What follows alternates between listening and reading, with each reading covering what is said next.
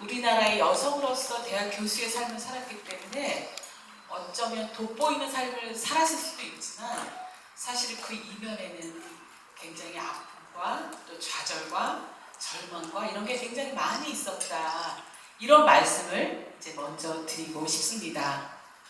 이거 넘겨주실 거죠? 넘겨주세요. 프롤로그 넘겨주세요.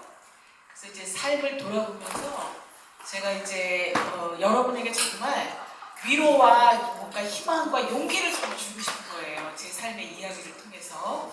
그것이 오늘 제 강연의 목적이라고 말씀드릴 수 있겠습니다. 그 다음 페이지 한번 보세요. 여기다가 제가 이제 그간의 여정을 쭉 얘기할 건데 여기다가 밤하늘의 별이 초롱초롱하고 창가에 서서 이 밤하늘의 별들을 보면서 뭔가 되고 싶은 아이의 그 모습을 좀 찾아달라 했는데 이제 그 모습은 없어졌어요. 근데 어렸을 때부터 제가 막 뭔가가 되고 싶은 아이였어요. 저희 아버님께서 당시로는 좀 늦게 결혼을 하셨거든요. 늦게 결혼을 해서 저를 임신했을 때부터 이제 아버지가 돌아가실 때 그 얘기 해주셨어요. 임신했을 때부터 아버지가 태교를 했다. 너가 정말 큰 사람이 되기를, 너가 정말 좋은 사람이 되기를, 이런 걸 내가 너무 많이 기도를 하고, 그리고 이제 그때는 다 아들을 기다리던 시절이었잖아요. 그래서 막 아들을 기다렸는데 제가 막상 딸이 나오니까 아버지가 막 너무 실망하셨다. 그런 얘기도 해주시고, 그렇지만은 딸이기 때문에 막 이렇게 사별을 하거나 그러시지는 않았어요. 정말 이렇게 어렸을 때부터 막 뭔가 얘를 막 좋은 아이로, 성공한 아이로 막 이렇게 키워보고 싶은 열정이 많으셨고, 저도 이제 거기에 부응해가지고 막 그렇게 열심히 살았던 것 같은데, 여기 보면 이제 불안한 청춘 이야기가 나오죠. 근데 제가 1959년생이에요. 1959년생이고 제가 초등학교 다닐 때만 해도 중학교 입시가 있었어요. 근데 어느 순간에 중학교 입시가 없어졌거든요. 중학교 입시가 없어져서 저는 그때 성신여자사범대학 부속 여자 중학교에 이제 뺑뺑이를 해서 들어갔어요. 근데 저는 그때 미아리에 살았거든요. 미아리에 살 때 이제 도남동에 있는 성신학교를 가는 것이 아이들에게 많은 로망이었는데, 저도 이제 성신여대 부중이 돼가지고 기쁜 마음으로 학교를 갔어요. 학교를 갔는데 이제 지금 사실은 제가 우리끼리만 정말 얘기하고 싶어요. 우리끼리만. 왜냐하면 저의 속마음을 다 드러내고 싶어서. 근데 학교를 갔는데 성신여사대가 있으니까 굉장히 좋은 학교라고 생각을 했는데, 성신여자 중고등학교 운동장 끄트머리에 건물 하나 지어가지고 거기 중고등학교가 딱 성신여중고가 딱 있는 그런 학교인데, 좀 제가 생각했던 그런 중학교가 아니어가지고 많이 실망하면서 이제 학교를 다녔어요. 근데 제가 중학교 1학년 때 또 고등학교 입시가 있었어요. 그래서 나 중학교 들어가서 열심히 공부해가지고 경기여고 가야지 막 그러고 이제 성신여중 거기 다 학교를 다녔는데, 제가 중학교 1학년 다니던 어느 순간에 또 고등학교 입시가 없어져 버린 거예요. 입시가 없어지니까 굉장히 좋았죠. 일단 너무너무 좋았는데, 좋았지만 또 한켠에는 그럼 나는 여자 고등학교를 또 못 가네. 근데 공부도 잘하지 못하니까 뭐 어차피 잘 됐다 이제 그렇게 중학교 3학년 다녔는데, 그러니까 지금 돌아보면 그때 이제 무성하게 박지만 씨가 58년생이거든요. 지마리 때문에 지금 자꾸 입시가 바뀌고 있다. 근데 이제 지금 확인할 길은 없는데 많이 사실인 것 같아요. 그 사람이 이제 중학교 갈 무렵에 입시가 없어지고 또 고등학교 갈 무렵에 입시가 없어졌으니까 그래서 중3 때 우리 다 그때만 그 미래에 대한 꿈과 포부와 막 이런 게 너무나 많았기 때문에 그래 나는 꼭 내가 시험으로는 못 가지만 나는 꼭 경기여고를 가고 싶어. 나는 막 이화여고를 가고 싶어. 막 그렇게 꿈을 막 갖고 있었어요. 그러고 나서 이제 딱 이렇게 또 추첨에 의해서 배정이 됐는데, 저는 또 성신여자사범대학 부속여자 고등학교가 또 된 거야. 그런데 저하고 친하게 지낸 친구들은 똑같이 미아리에 살았는데 막 진명여고 가고 숙명여고 가고 경기여고 가고 제 친한 친구 3명이 뺑뺑이로 갔는데, 근데 저는 성신 여자대 부속 여중을 별로 좋아하지 않았는데 또 이제 거기를 들어갔어요. 그래서 거기 들어가는 무렵에 제가 막 울고 불고 막 속상해하면서, 제 동생들이 지금도 저한테 그래, 언니는 참 너무나 이상하다. 뺑뺑이로 그 학교를 갔는데 그게 뭐가 그렇게 나쁘다고 그때 그렇게 막 울고 힘들어하고 그랬는지 자기네는 지금도 좀 이해가 안 간다. 저한테 이제 그렇게 얘기를 하는데, 저는 그러니까 아까 얘기한, 어떻게 보면 그 김진원 목사님께서 너무나 좋은 말씀을 해주고 가셨잖아요. 우리나라가 은하수 교육을 해야 되는데 북두 칠성 교육을 하는, 저는 피해자라고 볼 수 있어요. 생각하면. 그래서 이제 성신 여사대 부속 여중고를 갔는데, 고등학교를 갔는데 이제 선생님들이 우리가 수준이 서울 시내 학교에서 어느 정도인지를 잘 모르는 거예요, 선생님들이. 그리고 우리도 잘 몰라, 우리가 어느 정도 수준인지를. 그러니까 우리 고1 때는 고3 언니들은 시험을 가서 온 사람들이고, 고2부터가 뺑뺑이, 저도 뺑뺑이 2세대. 그런데 이제 제가 고3이 됐는데 진학사에서 우리 고등학교 2학년, 제가 고3이 됐을 때 우리 뺑뺑이 1세대가 서울에 있는 학교를 제일 많이 들어간 여자 고등학교라고 발표가 된 거예요. 이제 그때는 제가 잘 몰랐는데, 강남이 개발되기 쪽 여고가 그 성북동, 지금도 부천이지, 성북동, 도남동 이런 데가 그 당시에는 강북의 부천이었거든요. 부천에 사는 애들이 많이 왔어요. 지금 돌아보니까. 그리고 그때도 부잣집 애들은 그냥 부잣집 애들끼리만 놀아. 우리 60명 중에서 저는 그래서 성북동이나 이런 데서 온 애들하고는 한 번도 얘기 안 해보고 졸업한 애들도 많아요.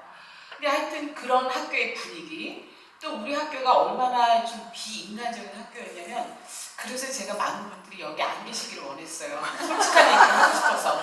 어디 나가서 오늘 했던 얘기를 하지 마세요.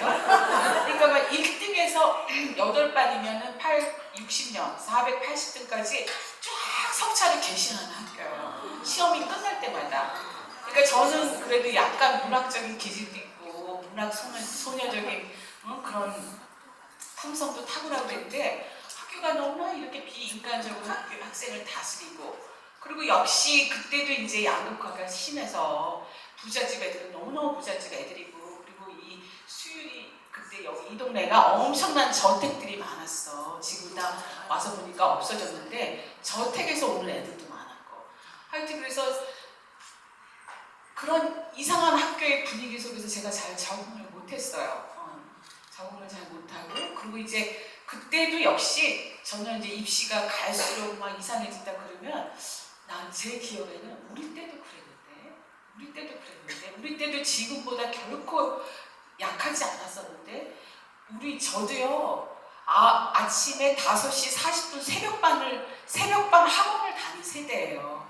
새벽반. 그러니까 5시에 일어나서 5시 40분 새벽반 학원을 다녔어야 됐어요.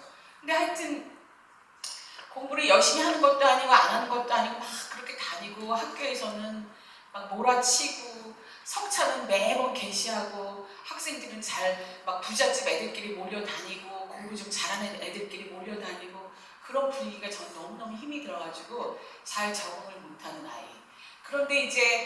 그런데 어렸을 때부터 아까 제가 얘기했죠. 우리 아버지가 뭔가 얘를 막 키우고 싶어 했고, 저도 그런 기질을 물려받았는지 뭔가가 막 되고 싶은 아이인데 학교의 현실은 그렇지 못하고, 그래서 너무나 우울하고 힘들고 고통스러운 여고 시절을 저는 보냈었어요. 특히 고등학교 3학년 때. 그래서 누군가가 나에게, 경혜야, 너 정도면 참 잘하는 거야. 네 페이스대로만 열심히 해도 넌 얼마든지 행복하고 성공한 삶을 살 수 있어. 누군가가 그런 말을 한마디만 해줬어도 제가 그렇게 막 좌절하고 방황하고 고통스럽게 고3을 보내지 않았을 것 같아요. 그래서 아주 지옥 같은 나날, 저의 인생 65년을 지금까지 쭉 이렇게 되돌아보면 그때가 제일 생지옥 같은 날들이었어요. 그리고 이제 사실 서울에 있는, 우리 그때 구조 속에서는 서울에 있는 대학교를 5명 정도밖에 못 가. 여자 고등학교에서. 서울에 있는 대학을 그냥 아무나 갈 수 있는 데가 아니에요. 그러니까 서울대학 가는 건 얼마나 어려웠겠어요. 근데 제 마음속으로 막 서울대학교가 가고 싶고, 서울대학교 못 가면 연대 연가라도 막 가고 싶고, 그런데 제 현실은 막 안 그러고. 그래서 이제 너무 고통스럽게 고3, 고등학교 3년, 또 구체적으로는 고등학교 3학년 1년을 보냈는데, 그리고 나서 이제 마지막에 제가 가고 싶은 학교를 못 가게 됐죠. 못 가게 돼서 그때 제 생각에는 그래 좋아. 저 혼자 생각에 내가 여자대학교 가서 여자대학에 가서 공부를 많이 해가지고 내가 그 대학의 총장을 하면 돼. 혼자 그렇게 위로를 한 거야 제가. 그렇게 해서 모 여자대학교 사범대학 영어교육과를 들어갔어요. 그래서 이제 거기서 공부를 좀 하는데 이것도 사실은 이제 선배 교수님들한테 굉장히 신뢰되는 얘기일 수도 있는데 제가 이 학교에서 별로 인스피레이션을 얻을 수가 없다라는 판단을 내린 거예요. 그리고 이 학교에서 내가 계속 있는 한은 내 미래가 없겠다 이런 생각을 이제 하던 그러던 차에 이제 제가 지금은 기름성당인데 미아리 성당에 주일학교 교사가 막 하고 싶더라고요. 내가 사람들하고 어울리고 이렇게 팀워크 있고 이래야지 대학교 시절을 내가 이렇게 우울하게만 보낼 수 없다. 그래서 이제 미아리 성당에 주일학교 교사로 자원해서 들어갔어요. 자원해서 내가 한 7월 달쯤에 들어갔으면 10월 달에 그 학교에 그 이제 기름동 성당에 서라벌 중고등학교하고 가깝잖아요. 그래서 이제 서라벌 중고등학교 이사장 아들이 미국에 유학을 갔다가 그 사람들 그 주일학교 교사를 했어. 유학을 갔다가 나온 거야. 내가 땡스기빙 브레이크에. 그래서 나와서 자기 미국 유학 얘기를 해주는데 내가 이제 관심이 많이 있었을 거 아니에요. 내가 서울에 있다가는 한국에 있다가는 나는 죽도 밥도 못 되는데 앞으로 나의 커리어를 어떻게 쌓아가야 되지 막 고민하고 있을 때 그 사람은 미국 유학 얘기를 구체적으로 들었어요. 그분한테 구체적으로 듣고 내가 이제 그날 집에 와가지고 우리 엄마하고 아버지한테 내가 미국 유학을 가야 되겠다. 이런 얘기를 내가 들었다. 그리고 내가 여기 있으면 나는 어머니 아버지 죽도 밥도 안 될 것 같아요. 내가 열심히 공부해가지고 미국 유학을 갈 테니까 어머니 아버지가 날 좀 보내달라고. 그런데 우리 아버지는 대답을 냉큼 못하셨는데 우리 엄마가 그래 가라. 엄마가 보내줄게. 가. 그랬어요. 그래서 이제 그때부터 제가 이제 토플 공부와 무슨 공부를 막 열심히 해가지고 그러니까 그때 제가 누구의 도움도 받지 않았어. 미국에 있는 대학에 연락해서 이제 입학 허가서라는 걸 받아낸 거야. 입학 허가서. 제가 이 얘기를 장황하게 하는 이유는 뭐냐면 사람들이 제 이력서를 보면 왜 선생님은 학부에서부터 유학을 갔어요? 그리고 여러분도 궁금하잖아. 왜 선생님은 학부에서 유학을 갔어요? 근데 이제 구체적으로 저한테 막 캐묻지를 못하더라고요. 그리고 막 이런 장황 얘기를 하면서 답을 하기도 귀찮아 제가. 그러니까 많은 사람들은 아버지가 외교관이셨어요? 아버지가 주재원이셨어요? 그런 건 다 아니었어요. 그래서 이제 제가 엄마가 허락해주고 아버지도 오케이 하고 막 토플 공부 열심히 해가지고 경희대 크라운관에 가서 토플 시험 보고 연세대학교 가서 토플 시험 보고 그래서 이제 토플 성적이 어느 정도 나오고 그래서 이제 제가 스스로 그 비원 앞에 가면 지금은 없어져 저기 마포로 이사 갔는데 풀브라이트라고 그 한미 교육위원단에 가서 대학을 찾고 그래서 막 그 못하는 영어로 핸드라이팅으로 해가지고 입학처에다 편지를 보내서 제가 입학 허가서를 받아냈어요. 그래서 저는 입학 허가서만 받으면 미국 유학을 그냥 저절로 가는 건 줄 알았어요. 근데 입학 허가서를 받았는데 그 당시에 미국 유학을 가기 위해서 20대 초반의 여성이 비자를 따는 거는 하늘의 별 따기인 거야. 그때는 그런 정보가 없이 몰랐어. 그래가지고 이제 처음에 갔는데 그때는요 우리나라가 80년 초 그러니까 못 사는 나라잖아요. 그러니까 얼마나 미국 대사관에서 우리를 푸대접하는지 몰라. 여러분은 상상을 못할 거예요. 그래서 우리의 재산을 다 갖다 보여줘야 되고 우리 아버지 통장 거래 내역서 이런 거 다 갖다 보여줘야 되고 보여줬는데도 그리고 제 토플 시험이 나쁘지 않았거든요. 고성적으로 치고는. 그런데도 왜 네가 네 학교에서 조금만 더 다니면 졸업을 하는데 여기를 가려고 리젝트를 해준 거야. 비자를. 그래서 제가 비자를 리젝트 받을 수 있다는 건 저는 몰랐어요. 몰랐고 비자가 없으면 미국에 갈 수 없다는 것도 몰랐어요. 이제 그제서야 발등에 불이 떨어진 거야 제가. 그래가지고 이제 첫 번 한 번 떨어지고 두 번째 또 신청해서 받으려면은 줄을 길게 늘어서요. 그 미국 대사관 앞에서. 그래서 며칠 밤이고 밤을 새워가지고 인터뷰할 수 있는 그 번호를 받는 거야. 그러니까 이제 그때는 저 혼자서는 안 되니까 그때 이제 부자들은 이미 우리나라의 마이카 시대가 이제 딱 시작되던 시절이라 자기네 차 안에서 있다가 와서 줄 서고 1시간 있다 한 번씩 만나는 거예요. 그 번호표를 가지고. 우리 동생들도 언니를 공부시켜야 되겠다고 다 밤새 와서 이제 이번에는 얘가 서주고 이번에는 얘가 서주고 가족이 다 와갖고 줄을 서는 거야. 인터뷰를 하기 위한 그 번호를 얻기 위해서. 그렇게 해서 줄을 섰는데 두 번째도 또 맥없이 떨어졌어요. 그리고 이제 세 번째, 진짜 망연자실 하더라고. 이 노릇을 어떻게 해야 되나. 그리고 이제 그 떨어뜨린 이유는 뭐냐면 우리나라 사람들이 미국을 가서 공부를 하고 돌아와야 되는데 공부를 안 하고 안 돌아온다. 특히 여자들은 가서 미국 교포 남자하고 결혼하고 안 돌아온다. 그래서 비자를 안 주는 거예요. 그래서 이제 그때는 어떻게 해야 되냐면 또 그 다음에 이제 이 사람이 꼭 돌아온다는 귀국 보증 각서인가? 이것까지 받았어야 돼. 그래서 이제 할 수 없이 그때 조순영 씨, 육경하던 조순영 씨하고 그 다음에 이제 저희 집안의 제너럴 장군님은 또 그 미국 대사관도 알아주더라고요. 그 두 사람이 보증 각서를 써줬어. 이 사람은 박사학위가 끝난 다음에 반드시 돌아올 거다. 그래서 그런 보증 각서를 가지고 세 번째 들어갔는데 그때 이제 크리스마스 무렵이었어요. 크리스마스 무렵이어가지고 크리스마스 프리미엄이 좀 있어서 이제 그때는 별 주려고 마음을 먹으니까 인터뷰도 어렵게 하지 않고 그냥 이제 비자를 줬어요. 그러니까 그 당시에 비자를 받는 거는 남자들도 굉장히 어려웠어요. 누가 제일 쉽냐면 정말 공부를 할 수 있게 well qualified 된 박사들 있잖아. MIT에 박사과정을 간다. 뭐 하버드에 박사과정을 간다. 이런 사람들은 비자 얻는 게 쉽죠. 무수한 사람들이니까 그냥 주는 거예요. 우리처럼 20대 여성이 얘가 공부를 할지 안 할지 끝까지 모르는데 얘는 가가지고 그냥 미국에 놀러가 살지도 모르는데 이런 사람들이 제일 비자 받기가 어려운 그런 시절이었어요. 그래서 어쨌든 이제 마지막에 이제 날개를 달았죠. 그래서 학기가 1월 한 5일에 시작하는데 제가 10일쯤 늦게 도착을 했어요. 그래서 이제 드디어 이렇게 어렵게 비자를 받아가지고 미국을 가게 됐는데 여기 보면 그래서 이제 10대는 나중에 공부하고 나서 보니까 이 당위적 사고의 복점, 타이러니 오브 슛 반드시 뭐 해야 돼?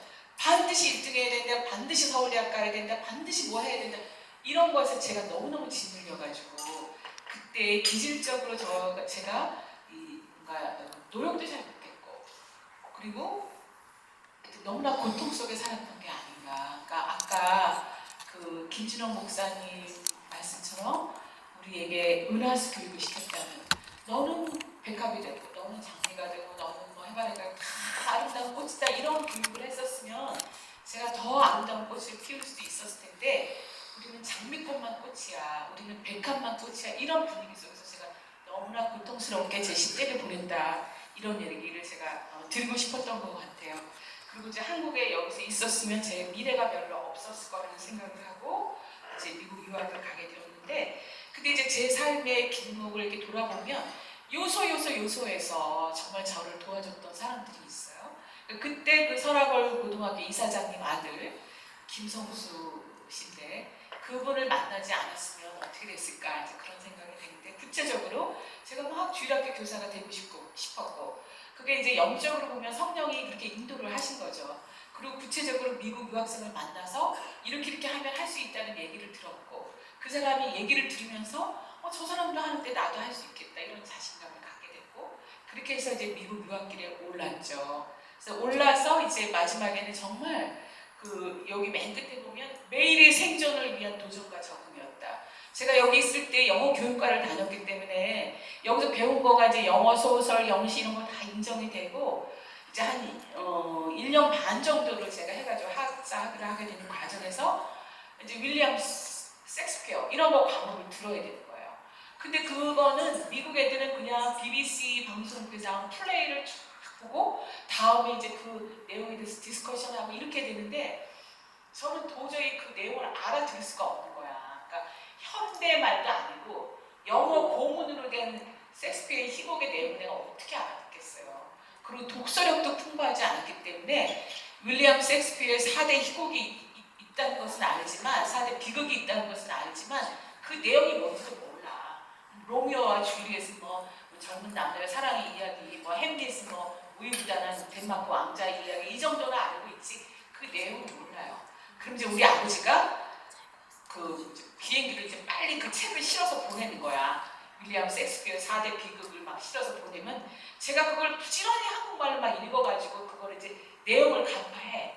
내용을 간파하고 이제 같이 디스커션에 이제 말 몇 마디 해가지고 하고 이런 식으로 이제 공부를 하는데 한 번은 이제 영문과니까 여름 학기를 이제 빨리 공부를 끝내야 되니까 여름 학기를 또 들었어요. 그러면 그 여름 학기는 이제 그 미주리 근처에 있는 교사들이 애들에게 어떻게 하면 작문을 잘할 수 있는 영작을 우리말로 하면 국어 작문이겠죠? 작문을 어떻게 하면 잘할 수 있는지 이런 거를 막 가르치는 그런 과목이에요.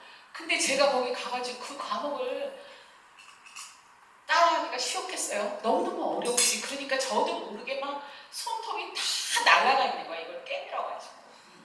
이제 그런 과정에서 어떻게 해가지고 이제 겨우 이제 졸업을 이제 하게 되는데 졸업을 하면서 그러니까 미국 사람들은 이 사람이 얼마나 achievement motivation 성취 동기가 있느냐, 그 다음에 이 사람의 possibility 가능성이 얼마나 있느냐 이런 걸 보고 다 종합적으로 이렇게 판단을 하기 때문에 거기에서는 늘 밀리지 않죠. 얘는 엄청난 성취 동기가 있는 애다. 저는 이제 학부할 때부터 박사학위를 하고 저는 한국에 돌아가서 교수가 되는 게 목적이다 막 이런 얘기를 떠들고 다니고 그러니까 얘는 엄청난 파서빌리티가 있는 애다 맨날 그랬어요. 근데 어쨌든 이제 그 과목 내용이 너무나 어려우니까 막 손톱이 다 없어지고 막 이런 상황인데 제가 이제 영문과를 전공하고 싶은 사람은 절대 아니죠. 근데 많은 사람들이 네가 한국에 돌아와서 대학 교수를 하려면은 사람들이 공부를 안 해온 걸 해와야 된다고 했어. 그런 사람들이 안 해온 뭘 해야 되나 고민하고 있는데 카운슬링 사이콜로지라는 책이 딱 눈에 띄더라고요. 그리고 그 과목도 눈에 보이고 이걸 하면 되겠구나. 그때 이제 막연히 아까 우리 민상원 부총장님께서 개발도상국에서 태어나서 중주기국에서 자라나서 지금 선진국을 살고 있다 하셨는데 그때 제가 유학을 떠나올 때가 우리가 상위 중진국일 때쯤이에요. 상위 중진국.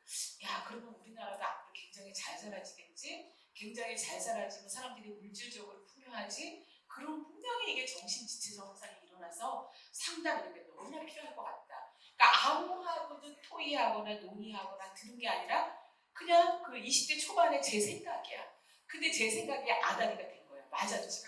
그래서 이제 그 전공을 하기로 하고 이제 학교를 찾아보는데 제가 맨 처음에 간 학교는 트루만 스테이트 유니버시티, 그러니까 트루만 주립대학교예요. 그러니까 트루만 대통령이 미주리 출신이거든요. 그러니까 트루만 대통령을 기념하기 위한 주립대학교인데 여러분도 아마 스테이트 유니버시티 주립대학교는 주에 하나만 있는 줄 알 거예요. 주에 하나만 있는 게 주립대학이 아니에요. 주립대학은 미주리 주만 해도 20몇 개가 주립대학이 있어요. 우리 인구 5천만이잖아요. 미국은 지금 3억 5천만인데 그러니까 미주리 주 하나면은 우리나라만한 사이즈야. 그런데 우리나라도 지금 대학이 얼마나 많아요. 근데 주립대학이 어떻게 하나만 있겠어요. 주립대학이 무수히 많은 거예요. 무슨 스테이트 유니버시티 잘 주립되어 있고 유니버시티 오브 미주리 뭐도 주립대학이야. 근데 유니버시티 오브 미주리를 하는 거는 소위 말하는 연구 중심의 대학이고 미주리 스테이트 유니버시티 이런 거는 교육 중심의 주립대학인 거예요. 저는 그때는 몰랐죠. 옛날에는. 그냥 처음에 대학을 찾을 때는 스테이트만 찾은 거예요. 스테이트 유니버시티. 스테이트 유니버시티만 가도 우리나라 연고대 수준 이상의 대학이기 때문에 어디든지 스테이트만 가면 된다 그래서 저는 스테이트만 찾았어. 그리고 유니버시티하고 뭐로 시작되는 게 주립대학이라는 걸 몰랐어요.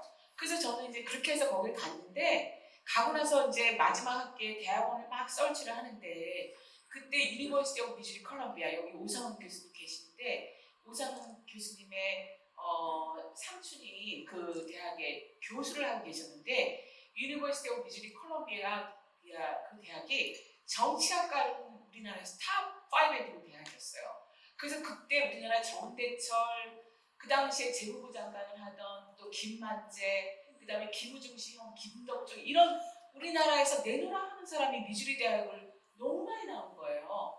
그런데 마침 우리 필드도 탑 5에 든 거예요. 그러니까 제가 다른 학교를 안 찾고 그냥 그래 좋아 나 유니버시티 오브 미주리 콜롬비아 갈 거야. 그리고 이제 많은 사람들이 우리나라 동문들이 너무나 좋기 때문에 이 학교만 나오면 네가 한국에 돌아가면 큰 소리 칠 수 있다는 거야. 그래서 이제 다른 학교 안 찾아보고 유니버시티 오브 미주리 콜롬비아에 이제 어플라이를 했는데 그때 제가 좀 운이 좋았나 봐. 그래서 이제 거기서 오라고 연락이 왔어요. 그래서 이제 내려가서 이제 공부를 하는데 여러분 지금은요 내가 마음만 먹으면 영어를 몰라도 공부할 수 있는 루트가 너무나 많아요. 지금 인터넷이 막 영어 뭐 한 버튼만 하나 누르면 다 한국말로 돼 있고 그러잖아요. 그때는 그런 게 없었어요. 그리고 제가 베이스라인이 너무나 없는 사람이야. 영문학 공부를 하다가 심리학으로 갔는데 아무것도 모르는 사람. 아무것도 모르는데 내 짧은 영어로 이걸 공부해내야 되는 거예요. 너무나 어려웠었죠. 그리고 제가 이제 저는 많은 사람들은 영문학 공부가 굉장히 어렵다 생각하지만 문학은 우리나라에도 있어요. 우리 국문학이 있잖아요. 문학이 체질적으로 우리나라에 있는데 심리학은 우리나라에 없어요.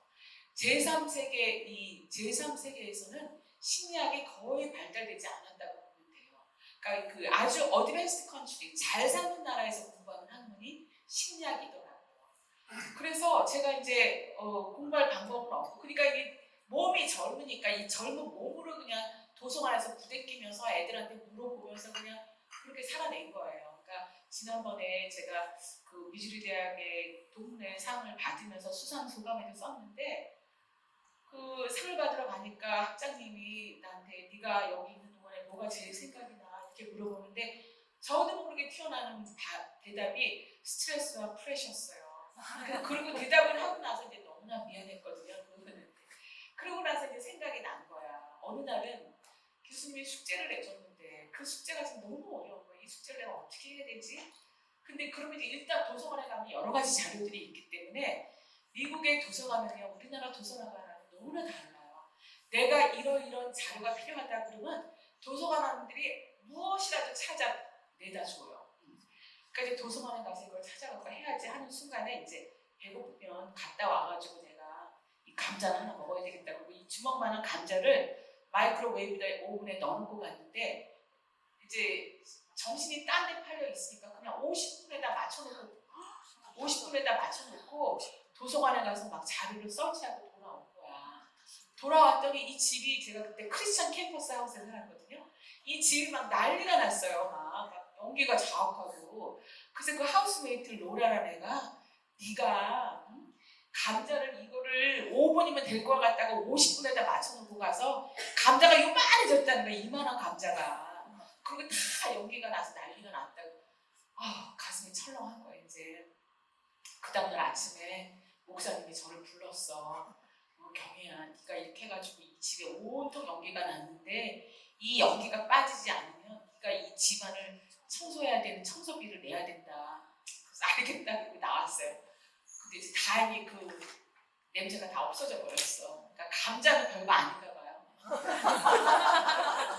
아니 이게 하나의 에피소드인데 그러니까 보통 때 이제 이게 숙제 어렵고 시험 어렵고 막 이러니까 이게 꽂히니까 이런 게 글쎄 저도 한 5분 10분이면 될 거라고 상식적으로 생각을 했었는데 정신이 없으니까 그냥 정신이 반쯤 빠진 상태에서 살았다 이런 이제 말씀을 드리려고 하는 것 같아요. 그렇게 해서 이제 어렵게 이제 그 안에서 공부한 어려움은 지금 50분에는 다 담을 수가 없기 때문에 이제 생각해요. 그렇게 하고 이제 학위를 받았어요. 그 와중에 요 전 페이지 좀 가볼래요? 그래서 이 단어에 이끌려서 선택을 했고 그 다음에 이제 한 번은 그때는 지금처럼 온라인으로 등록을 하는 게 아니라 큰 체육관에 2만 명 학생을 다 모아놓고 이제 거기 줄을 서가지고 등록을 하는 거야. 8월 말에. 그때 이미 제가 한 2학기 정도 끝났을 때인가? 그랬을 때였어요. 그래서 줄을 딱 서서 하는데 똑같이 한국 사람인데 얘네는 아웃 오브 스테이트 피가 면제되는 줄에 서 있고 나는 아웃 오브 스테이트 피를 내는 줄에 서 있는 거야. 그러니까 쟤네는 왜 나하고 똑같은 한국 사람인데 쟤네는 왜 저기 줄에 서 있고 나는 여기 서 있지? 너무 뭔가 이상하잖아요. 내가 맞고 쟤네가 틀린데. 그래서 이제 확인을 해보니까 그 당시에 500불 이상의 장학금을 받잖아? 그러면 아웃 오브 스테이트 피를 면제해 주는 거야. 그리고 얘네들은 그거를 그런 장학금을 어디서 받아가지고 면제가 되는 거예요. 그러면 제가 그 얘기를 듣고 화가 나겠어요? 안 나겠어요? 화가 나지. 그래가지고 그 길로 도서관에 갔어. 그 이 도서관에 가면 내가 맨날 도서관에서 살다시피 하니까 도서관에 마리 파이바라는 애가 내 친한 친구야. 그래서 이제 마리야, 내가 지금 이런 일을 겪었다. 내가 그랬어. 그랬더니 걔가 도서관에 그 참고 열람실에 라이브러리야 직원이니까 도서관에 있는 모든 책을 아는 거예요. 그래서 경이야, 너 이리 와봐. 그러더니 이제 도서관 한구탱이에 가가지고 Scholarships for Women, 여성들에게 주는 스칼라십만 모아놓은 책이 있는 거예요. 그래서 이제 그 책을 빌려와가지고 내가 샅샅이 읽은 거야. 그래서 나에게 해당되는 장학금이 뭔가 찾아보니까 이제 4개가 나와요. 4개. 그 중에 4개가 나와서 4개를 이제 그 길로 다 어플라이를 했어요. 그 중에 제일 좋았던 게 뭐냐면 AAUW, American Association of University of 미국 여학사협회에서 주는 장학금이 당시에 $10,000을 주는 정말 받을 만한 장학금이더라고요. 그래서 이제 그 장학 아니 최기호 교수님 여기 계시면 어떡해요? 그래서 이제 그거를 네, 제가 해당되는 장학금 4개를 어플라이 그 길로 했어요. 이게 마침도 데드라인 맞아가지고. 그래서 이제 그 중에서 2개의 장학금을 받게 됐어요. 2개의 장학금을 받으니까 이제 금전적으로도 아웃 오브 스테이트 피가 상당히 비싸거든요. 그걸 안 내도 되고 또 장학금을 한 학기에 PEO 장학금이라는 거는 막 한 학기에 3,000불씩 주는 거예요.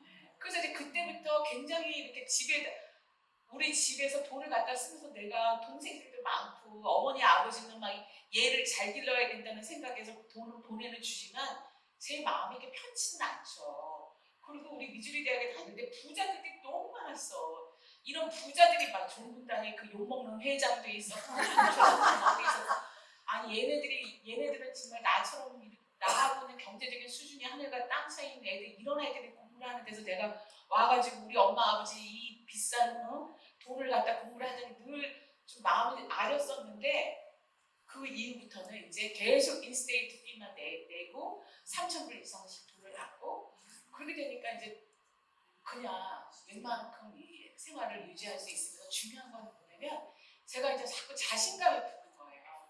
그리고 이 미국이라는 나라의 교육 제도의 장점이랄까? 그러니까 우리나라처럼 GPA만 보는 게 아니라 이 사람은 총체적으로 평가하고 총체적으로 살펴보는 거예요. 그러니까 이런 사람은 영어 수준이 딸리니까 미국 애들보다는 학점이 낮다 할지라도 이 사람의 포텐셜이 훨씬 더 크다라는 걸 그들은 아는 거예요. 그러니까 그런 걸 보고 이제 장학금을 주고 그러니까 자신감이 생겼죠. 이렇게 사람을 평가해야 되는구나 이런 것도 알게 되고 그러면서 이번에 또 좋은 사람들을 만나게 된 거고 제가 그 어려운 성취를 하면서 이제 자신감을 또 얻게 됐고 이 얘기는 좀 드리고 싶었어요. 예. 근데 제가 정말 드리고 싶은 말씀은 제가 이렇게 미국 유학을 할 수 있을 만큼 브레인이 우수한 사람도 아니고 그리고 저희 집이 막 그 사람들 아까 얘기한 종군다 걔네들은 다 기업의 그냥 회장이고 회장 아들이고 막 상속분이 너무너무 많고 막 이런 사람들이 거기에 비하면 저는 아무것도 아니고 그럼에도 불구하고 이제 제가 마음을 먹고 도전하고 시도하고 그렇기 때문에 이제 하나님께서 이런 기회를 주시는 게 아닌가 이제 이런 생각을 하게 됐죠. 그러면서 공부는 너무나 어려웠어요. 너무나 어려웠고 그리고 에피소드들도 너무너무 많았지만 그건 제가 다음에 또 기회가 있을 때 넘기겠습니다. 그렇게 해서 박사학위를 받고 저는 이제 애당초부터 한국에 돌아와서 교수를 하고 또 가능하면 대학에 좀 총장도 좀 해보고 이런 외형적인 꿈이 많았던 사람이었기 때문에 이제 바로 한국에 돌아왔어요. 그때가 제 나이를 한국 나이로는 32살, 미국 만 나이로는 30살 이렇게 해서 이제 한국에 돌아왔어요. 근데 이제 귀국을 막 할 때 연세대학교에서 상담 심리를 뽑는다는 광고가 난 거야. 미국 대학에는 서울에 신문이 오기 때문에 신문을 보거든요.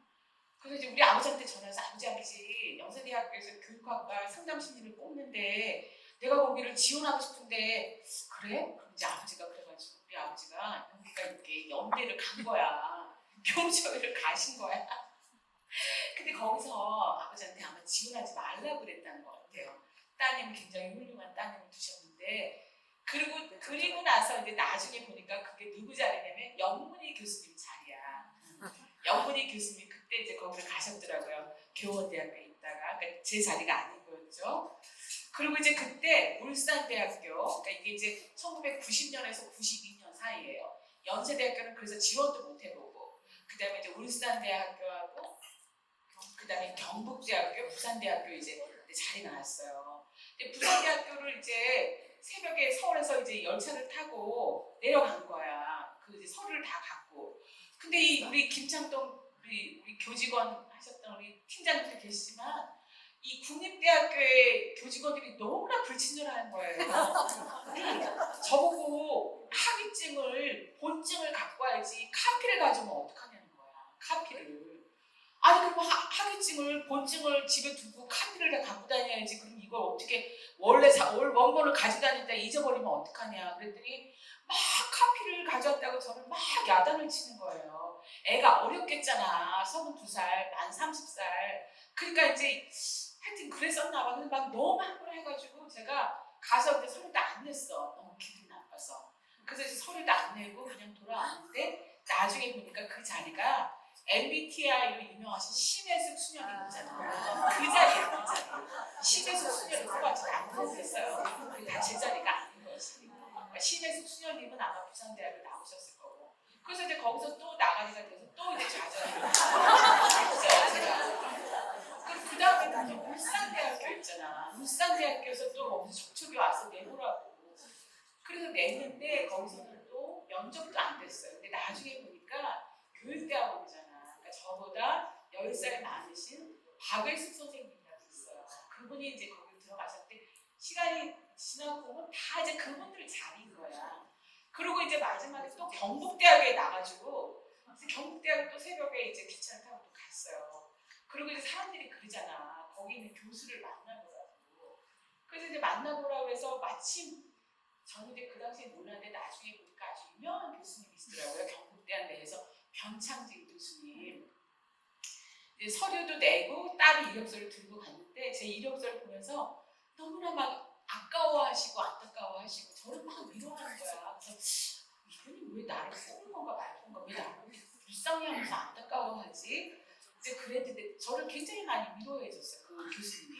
그리고 나중에 막 학생들도 저한테 막 보내주고 이 사람처럼 공부해야 된다고 막 그러시고. 근데 그때는 또 뭐였냐면은 변창진 교수님이 경북대 교육학과 다닐 때 친한 친구가 캐나다로 유학을 가서 캐나다 교수를 하고 있었는데 그분을 모셔오는 자리였어요. 변창진 교수님 친구. 그러니까 저희는 계속 이런 네 번의 그런 경험을 하면서 지금 돌아보니까 소년 등과 구두 코사 뭐 이런 거 있잖아. 소년이 빨리 과거에 급제해봤자 뭐 좋은 일이 없다 이런 거 있잖아. 그래서 소년 출세라는 게 굉장히 위험한 거다. 뭐 이런 게 아니구나.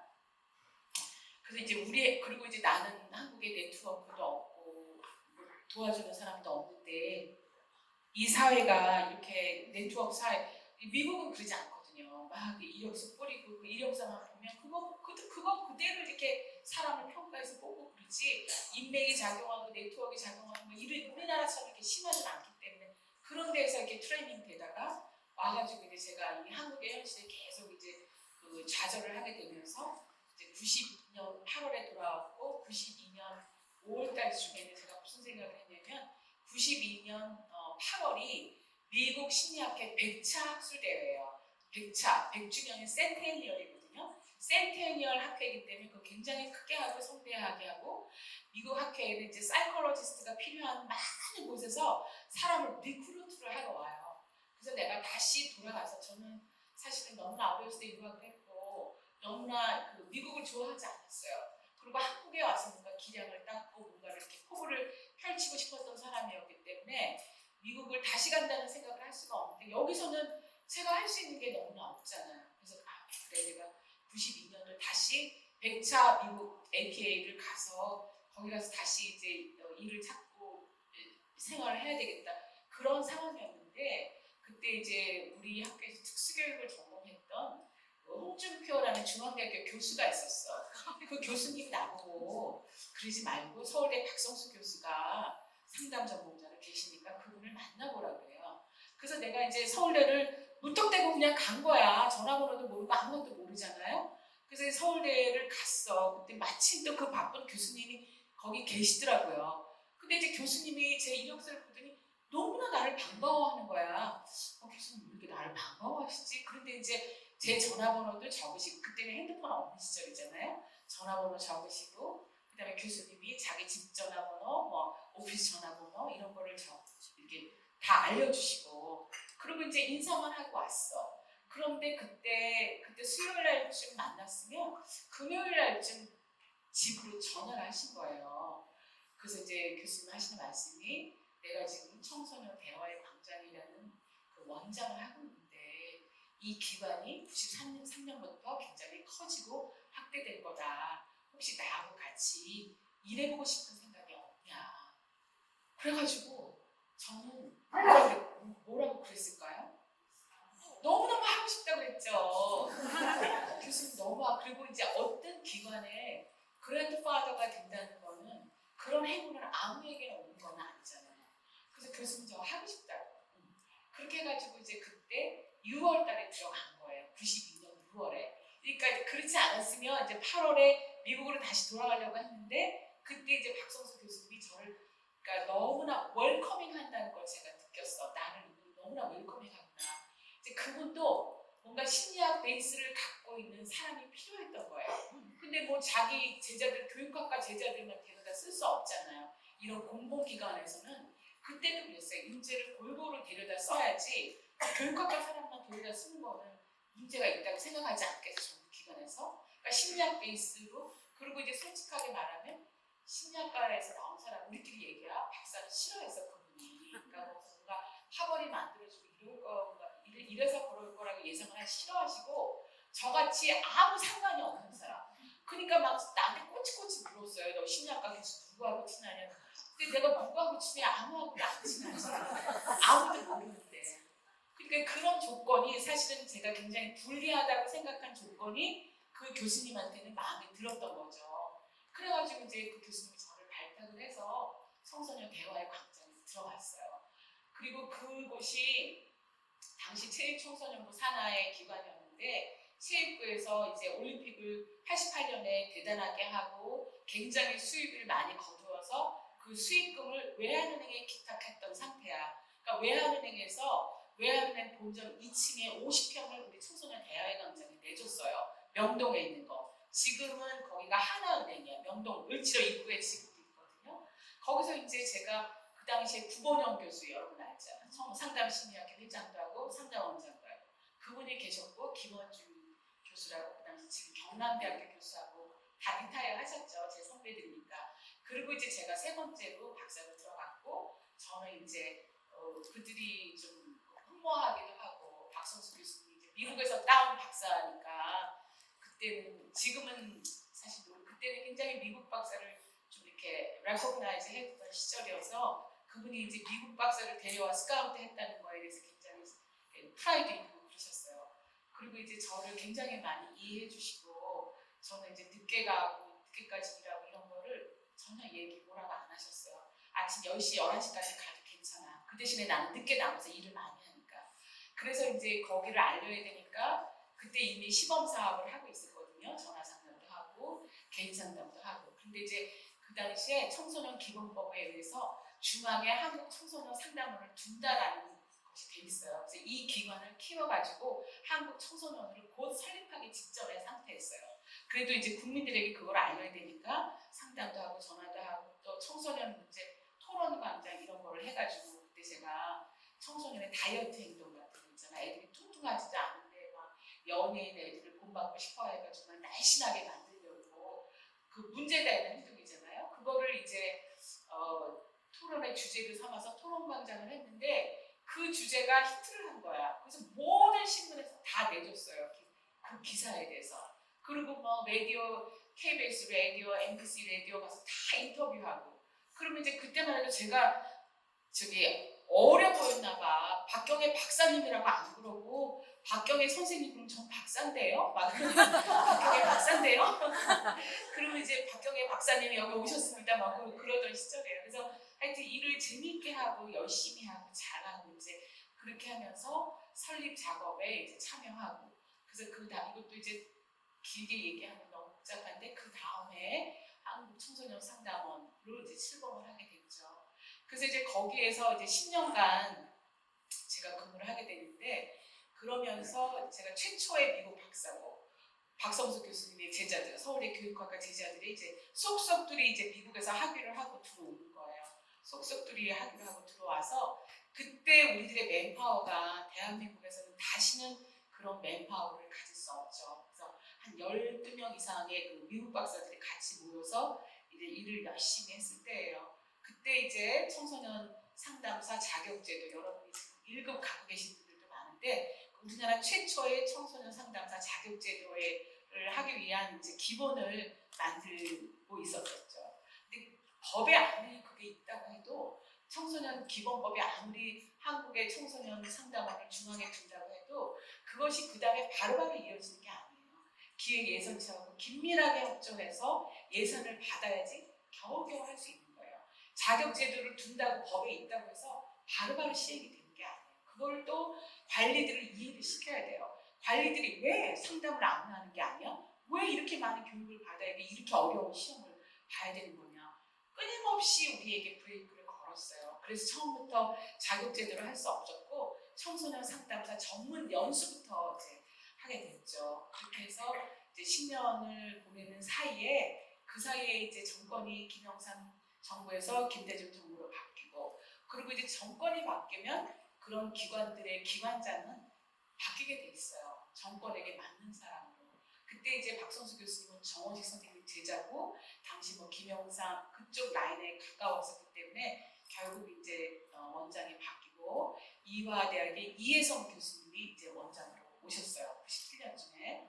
그럴 때 이제 서울대 출신들은 남자들은 여기저기 막 다 어디로 막 가더라고요. 그러니까 동물적인 감각으로 원장이 바뀌면 이제 그 다음에는 여기서 지내는 게 쉽지 않다는 거를 알게 됐던 것 같아요. 그리고 이제 그들의 커리어 디벨롭먼트 상에서도 이제 빨리 대학으로 가는 게 맞으니까 다 가게 되고 다 가고 어느 날 그러니까 저 혼자 남은 거야.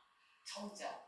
그런데 이제 그 이혜성 원장님은 저를 막 불러가지고 빨리 가라. 어디라도 가라.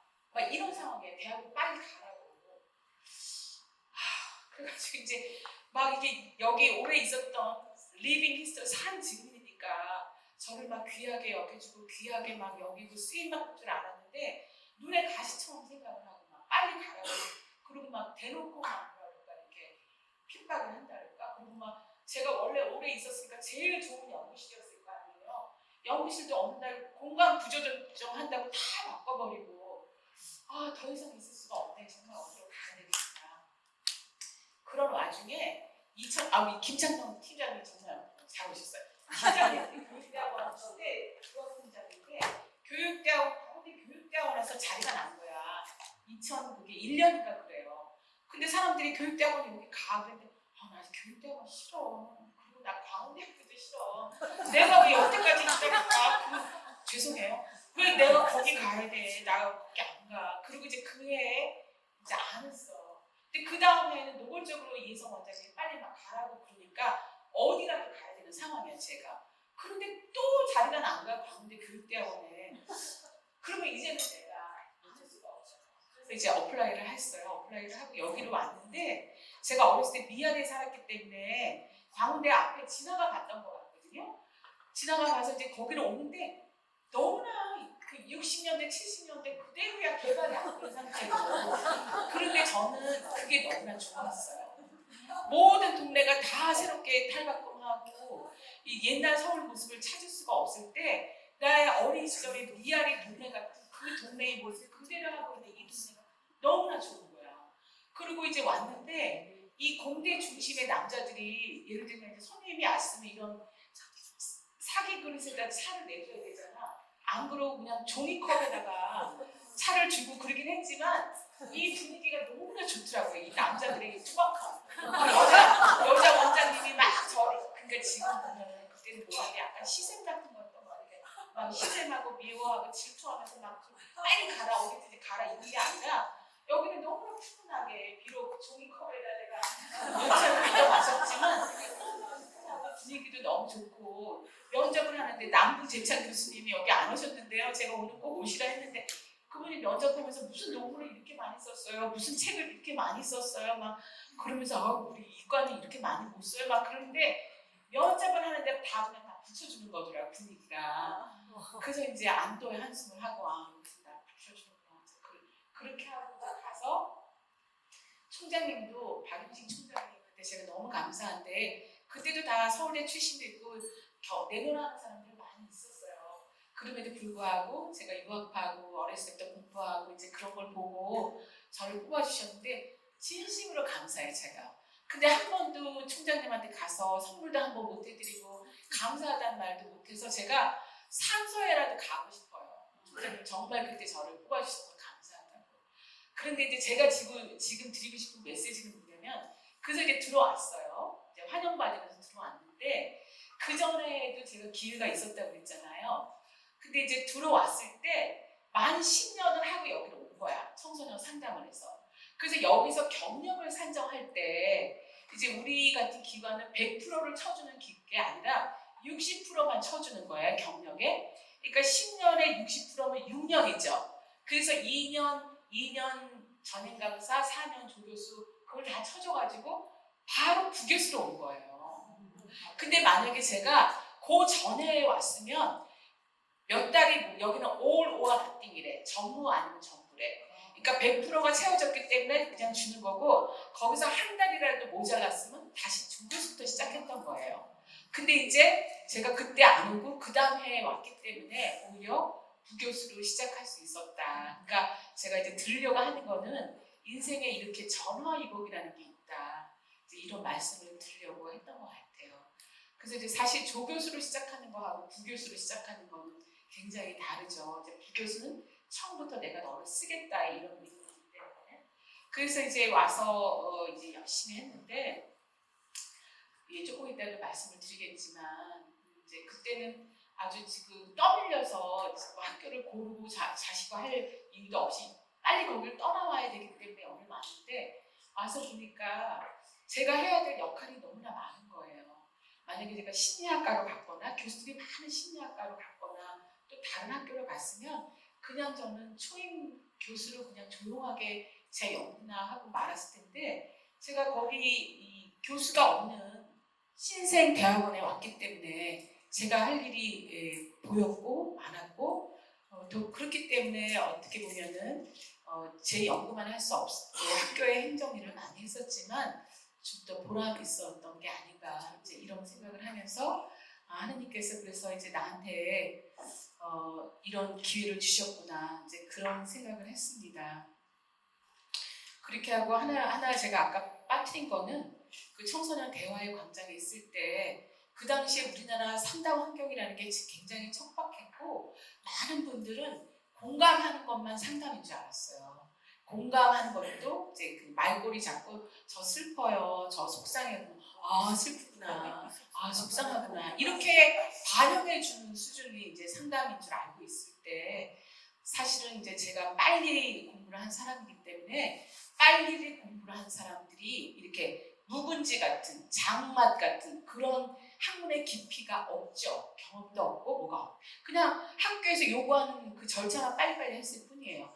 그래서 저도 뭐가 뭔지 모르고 어벙벙하던 시절인데, 이제 박선수 교수님이 저를 갖다가 이제 기구가 개편이 되면서 기법 개발 부장을 시키면서 내가 앨리스의 이 RBT를 가지고 우리 청소년 상담 기법을 하자. 그래서 이제 RBT를 가지고 제가 특별히 뭐 앨리스를 좋아한 것도 아니고 인지에 강조한 거를 뭐 좋아한 것도 아니고 그랬는데, 이제 그런 상황적인 논리에 의해서 이제 그 RBT가 가지고 이거를 이제 개발을 해서 전국에 연수를 다녔는데, 사실은 그때는 제가 젊고 여러분도 저를 경험해봐서 알지만 제가 에너지 수준이 상당히 좀 높더라고요. 다른 사람에 비해서.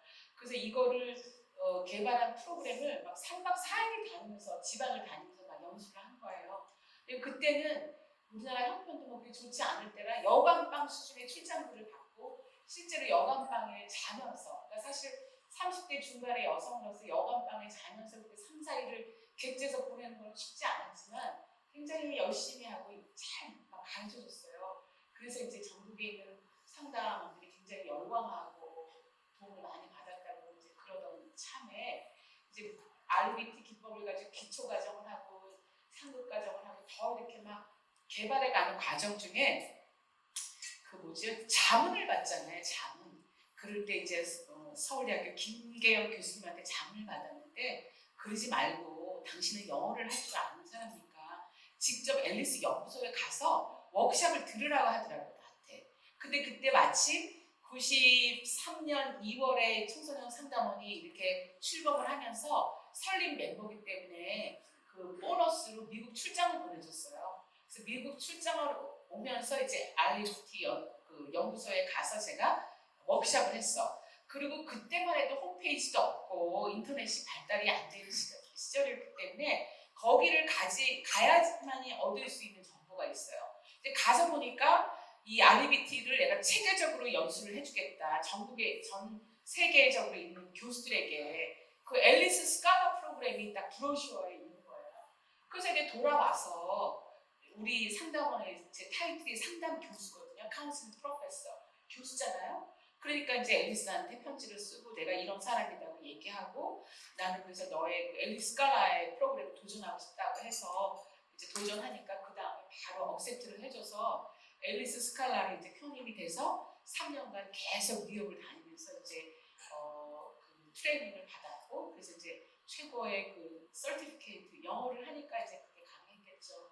그래서 이제 받게 되었죠. 그래서 그런 게 다 일이 서로 연결이 되어 있는 것 같아요. 그러니까 여러분이 어떤 일이 나한테 주어졌을 때 사실 일은 다른 말로 하면 복이거든요. 복.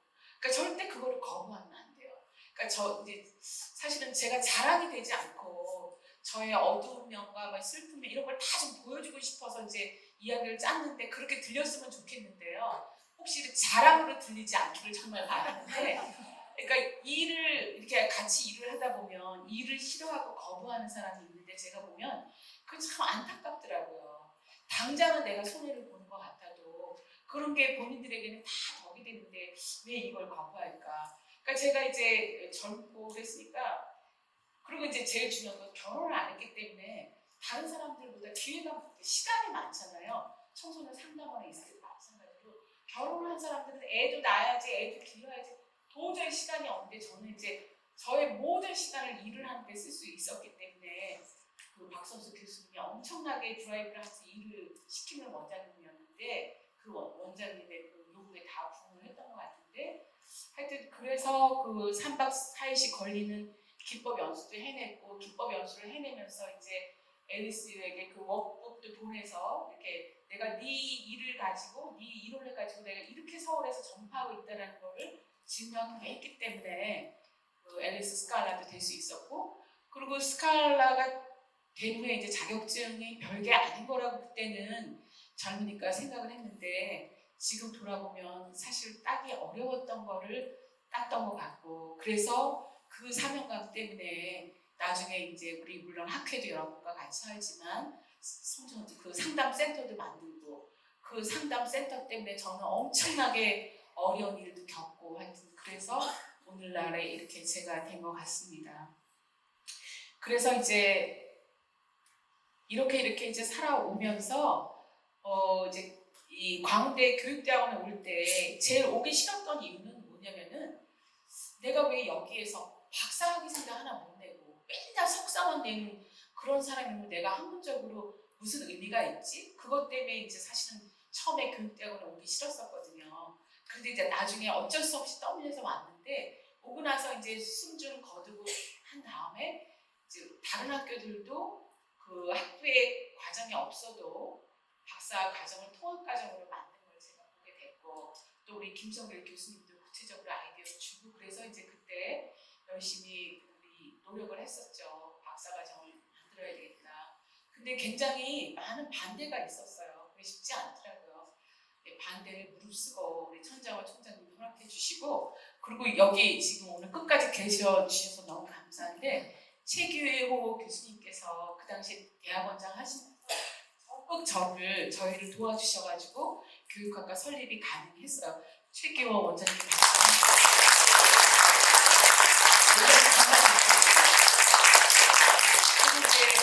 박사과정을 만들었고, 그리고 정말 또 제가 아무리 강조해도 진심이 없는 거는 저 혼자는 정말 어려웠을 거예요.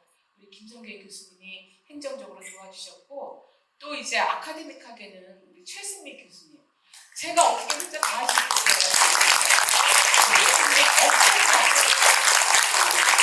실력과 인력과 정말 제가 보기 평생에 한 번 이런 분을 만날까 말까 하는 분이죠. 이분이 정말 우리 학교에 계셔가지고 이렇게 함께 일을 할 수 있었던 것은 저한테 굉장히 큰 영광이고 축복이라고 생각을 합니다. 그렇게 해서 이제 광운대에서 어찌어찌 시간을 보내고 이제 제가 지난 2월에 퇴임을 하게 되었어요. 시간이 짧아서 이제 자세한 얘기들 잘 못해서 안타까운데, 그 제 삶 속에서 그러면 이런 이야기 속에서 내가 사실은 이제 여러분에게 하지만 저에게 하는 얘기죠. 내가 얻을 수 있는 교훈은 뭘까? 그걸 한번 생각해 본 거죠. 이 내 삶의 이야기 속에서 얻을 수 있었던 거 뭔가. 첫 번째, 1번을 보면은 사실 제가 그렇게 능력이 있는 사람은 아니잖아요. 제가 가고 싶었던 학교도 못 가고 늘 비실비실했던 그런 사람이 거기에 비하면 제가 했던 일은 너무나 컸던 것 같은 거예요. 그러니까 사실은 미국 유학 무지무지 잘하고 막 이런 사람이나 가는 유학을 제가 가게 됐고, 그 다음에 청소년 상담원 어떤 설립하는 기관의 설립자 역할도 아무나 할 수 있는 건 아닌데 또 그것도 하게 됐고, 또 교육학과 박사과정도 물론 다 도와주셨지만 그것도 만들게 됐고, 그 다음에 RBT라는 그 독특한 기법, 중요한 기법에 한국에서 최초로 유일하게 또 자격증도 갖게 된 사람이 됐고, 이게 다 뭐지? 그리고 이제 또 지난번 연구년 가서는 IPA, 그 해석 현상학적 분석을 창시하신 그분을 만나서 그분에게 그 기법에 대해서 사사를 받고, 또 우리나라에 그것을 알리게 되는 또 그런 역할도 하게 되고, 그래서 저는 정말 능력에 비해서 이상하게 개척자 역할을 하고 있네. 이제 이런 것을 제가 찾게 되었어요. 그래서 저는 초등교 신자인데 이제 이번에도 우리가 267대 교황님을 뽑았잖아요. 근데 그 교황님이 추기경에 된 지 2년밖에 안 되신 분이에요. 우리 한국에서도 저는 천주교 신자니까 다음 차기에는 누가 추기경이 될 거야 라고 우리가 이렇게 기대하는 사람이 늘 있어요. 근데 막상 뚜껑을 열어보면 그 추기경은 우리가 기대하는 사람이 되는 게 아니라 전혀 뜻밖의 사람이 항상 됐어요. 맨 처음에 김수환 추기경이 됐을 때도 그때 추기경의 나이가 40대 초반이었기 때문에 아무도 그렇게 젊은 사람이 추기경이 될 거라고 생각 안 했는데 그분이 되셨잖아요. 이번에 로마에서도 추기경을 수십 년씩 하신 분들을 다 물리치고 2년밖에 안 되신 분이 그 교황이 되신 걸 보면서 하느님의 뜻이라는 게 참 오묘하구나. 하느님의 뜻이라는 건 능력에 있는 것도 아니고 커리어에 있는 것도 아니고 정말 하느님만 아시는 그 어떤 그 의미나 뜻 속에 있는 거구나, 이런 생각을 하게 되는데, 저도 이렇게 능력이 없는데, 무능한데, 유능하지 않은데 왜 하느님이 나한테 이렇게 중요한 역할을 맡겼을까, 이런 생각을 이제 하게 되었어요. 그러니까 혹시나 여러분도 본인이 막 무능하다고 생각이 들어도 절대 좌절하시지 말자고요. 하느님의 뜻과 우리들의 능력, 이런 것은 항상 같이 가요. 때문에 그래서 어쨌든 이제 개척자의 역할을 했구나. 그래서 제가 정말 여러분에게 드리고 싶은 메시지는, 하느님은 유능함보다 다른 방식으로 사람을 쓰시는구나. 그러니까 여러분이 유능함에다가만 절대 방점을 찍으시면 안 되겠다, 그런 말씀을 드리고 싶고, 그 다음에 두 번째는 이제 아프리카 선왕단의 희망곡인데요. 절망의 바로 그 지점이 여러분의 운명이 시작된다. 그 스토우 부인이 톰 아저씨의 오두막을 쓰신 그 뭐라 그랬냐면 never give up. 결코 포기하지 마라. For that is the place and time that will turn, that tide will turn. 그러니까 그 얘기가 네가 절망하는 그 시점, 네가 절망하고 포기하는 그 시점이 바로 너의 운명의 조류가 바뀌는 그 시점이다. 그런 얘기를 했어요. 저도 보면 서울에 있는 모 여자대학교에서 다니면서 굉장히 우울하게 제 미래의 앞날을 암울하게 그리고 있을 때 그 미국 유학생을 만나서 유학을 가기로 하면서 지금 희망을 얻었죠. 그리고 또 한국에 돌아와서도 4번이나 부산대, 울산대 뭐 등등등 안 돼가지고 다시 한국에 돌아가려고 했을 때 박성수 교수님을 만나서 청소년 상담원을 설립하는 계기가 됐죠. 그리고 또 이제 막 그 이혜성 원장님 나가라 그래서 어디를 나갈까 나는 막 쫓기듯이 광운대학교에 왔지만 제가 다른 메이저 대학에 간 것보다 여러분을 광운대학에 와서 만날 수 있기 때문에 저는 늘 감사해요. 그러니까 그 이명신 씨 자유당 때 국회의원도 하고 장관도 하신 중앙대학교를 창설하신 분 있잖아요.